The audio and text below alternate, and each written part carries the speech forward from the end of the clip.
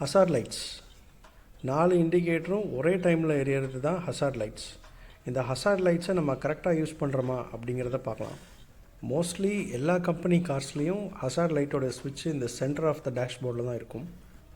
ஒரு 4 road junction வரும்போது hazard லைட்டை ஸ்விட்ச் பண்ணி நான் நேராக போகிறேன்னு இண்டிகேட் பண்ணுறது. நல்லா மழை பெஞ்சிட்ருக்க போது ரோட்டில் ஹசார்ட் லைட் ஆன் பண்ணிவிட்டு போகிறது. ஃபாக் கவர்ட் ஆகிருக்க ரோட்லேயும் நிறைய பேர் ஹசார்ட் லைட் யூஸ் பண்ணிட்டு போவாங்க.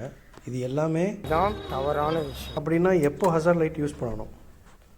உங்கள் காரை டெம்பரரியாக ஒரு இடத்துல பார்க் பண்ணியிருக்கீங்க அப்படின்னா ஹசார்ட் லைட் ஆன் பண்ணணும்.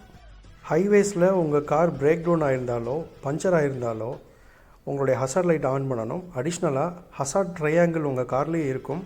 அதை ஒரு 3 மீட்டர் கேப் விட்டு பின்னாடி காருக்கு பின்னாடி வச்சுருக்கணும். உங்கள் காரை டோ பண்ணுற சுச்சுவேஷன் வந்துச்சுன்னா ஹசார்ட் லைட் ஆன் பண்ணிவிட்டு தான் டோ பண்ணணும்.